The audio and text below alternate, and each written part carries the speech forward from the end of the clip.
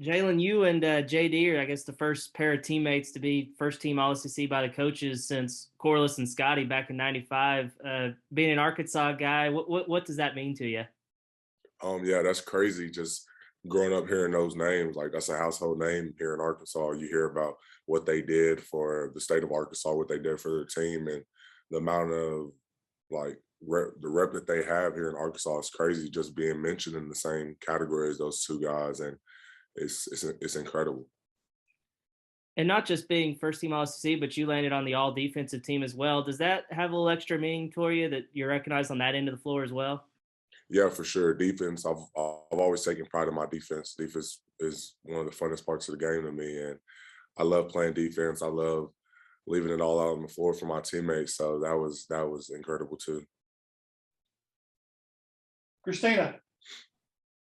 Jalen, I just wondered if you feel like it's gotten harder to get some of these charge calls the more it's kind of publicized that you have taken all these charges and people start to take notice.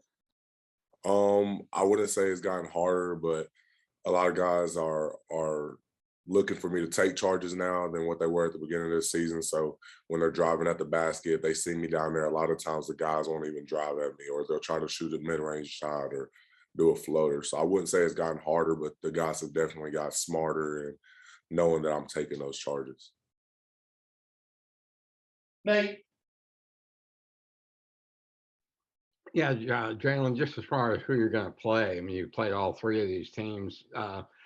Anything off those games that you take into this one, and you have, kind of strange having three different game plans going into a game?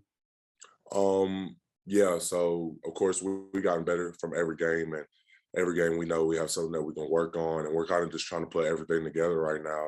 No matter who our opponent is, we want to come into this game with a great mindset, great energy, great defense. We want to play better as a defensive team and on the offensive side of the ball. So we've been working on little things from every team, and I'm just ready to play. We're ready to see who we play against. JD mentioned that if it's LSU that you felt you all got violated on the boards the way LSU dominated rebounding. Is that kind of an extra incentive if you play them? Yeah, for sure. They beat us on the boards by a lot last game. I'm pretty sure they had 22 offensive rebounds, and that's something that can't happen again if we end up playing against them. But of course, yeah, we got beat bad on the rebound. Thank you. Bob. Hey, Jaylin, congrats. I think everybody knew, obviously the way you finished last year, you were a good player, but you weren't on any preseason teams. You hadn't played a whole lot. I mean, how satisfying is it to you that as a sophomore, you're all SEC, media and coaches both? It's a great feeling, of course, but to me, it's always been about winning. And of course, I'm honored to win these accolades and be able to share with my teammate JD. But of course, the biggest thing to me is winning. I want to get a ring regardless of what it is. That's my goal, is to get a ring. And then, you obviously are passing real well. To start the year, everybody knew you could rebound and maybe not take this many charges, but we knew you could take charges. But your offensive game, I mean, you just seem more aggressive and, you're looking for your shot more, not, still being unselfish. But how would you say your offensive game has evolved from, say, early in the season to where you are now? Really the confidence. I built a lot of confidence in myself to take those shots that I wasn't taking at the beginning of the year. And also I feel like it has a lot to do with my teammates, JD, the guards, whoever it is, just getting me great looks. And I'm taking those looks when I get them. And coaches also put me in the position to score. So really, I'm just getting in the position to score. And this time I'm not looking to pass every time, I'm looking to sometimes score. And JD, just what really impressed you? He obviously does a lot of things for you guys, fills up the box score in a lot of ways. But what about JD's season really impressed you? I don't know. Everything about JD's season. We all knew he was a great offensive guy. We knew he was a great teammate. We knew he was a great leader. We knew he could play great defense. And so really everything that he's been doing, it's been great, but I can't say it's been a shock to me. So we all knew JD was this great player. We all knew what JD could do, and to see everybody else saying what he could do is great. Okay, I might have a couple more. I'll turn back to Mike. Thanks, Jaylin. Curtis. Jaylin, we've talked a lot about how difficult the schedule has been for you guys the last few weeks. It's almost like you've been playing tournament games, for the last 7 or 8 games here. I'm just curious, how do you feel like that stretch has prepared you guys as you turn the page to postseason? Yeah, it was a big stretch. I'm pretty sure everybody thought that we were gonna do pretty bad throughout, and we stayed connected as a team. We stayed believing in each other, and we proved a lot of people wrong. But that's also been our mindset throughout the whole year, was trying to prove everybody wrong. That last game was just as important as our first game of the year. We're learning stuff every single game, and through wins and losses, we try to get better. We try to figure out what we did wrong, what we can do better, and we just try to continue to get better as a team. And that's what I feel like we're going to continue to do for the rest of the season.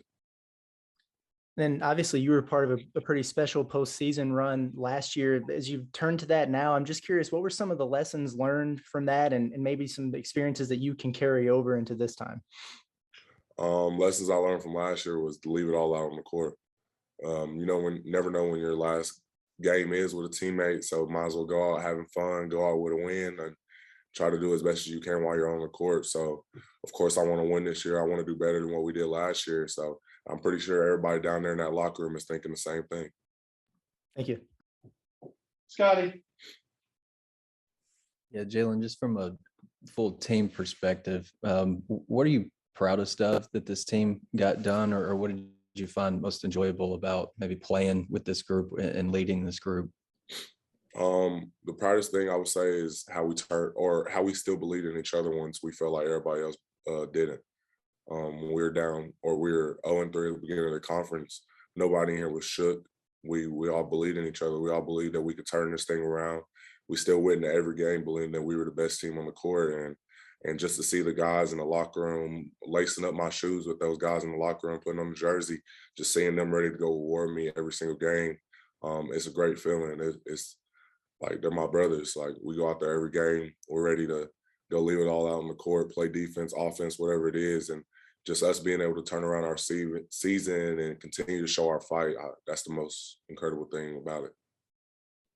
I know you're super team first, just really care about winning first and foremost, but what about you individually? Is there anything that you're, maybe happier about than maybe some of the other things you did?